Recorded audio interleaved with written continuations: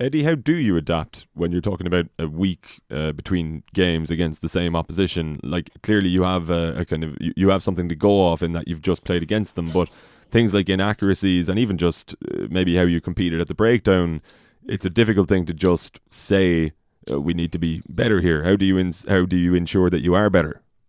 Well, you find a thread of what's going wrong. Is it the ball presentation? Is it the cleanouts? Is it the proximity of the support players?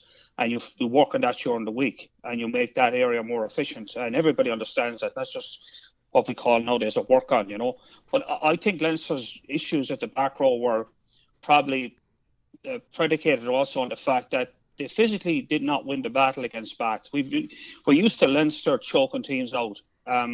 They choked out probably the toughest team that you can choke out is the Exeter Chiefs last year in two matches.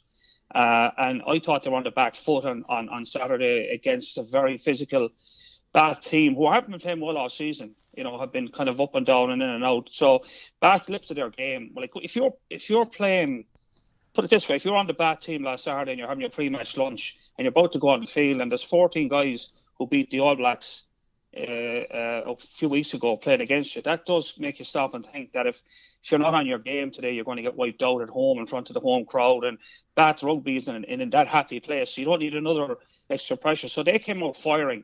And I think, the back row they had, the field suited that, the conditions suited it, but they were actually more physical. And Bath had Leinster in trouble when they played Route 1 rugby. It's when they tried to get smart and go around the corners, they had a lot of handling errors and mistakes that really undid them.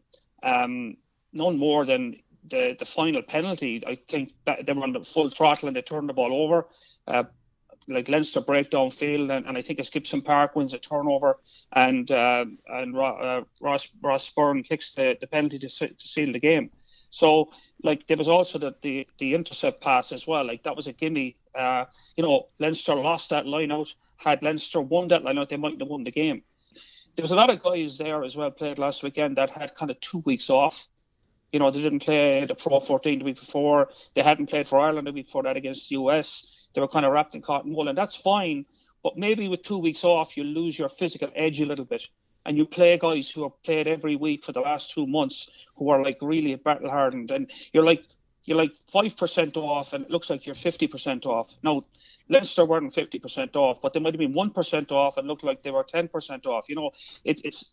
It's really that simple as well. So I think Leinster this week will obviously recalibrate the back row, and I think there's no doubt in my mind that Jack Honan has to come in there if he's fit, and if he's not, they've got to look at Keelan Doris, I think.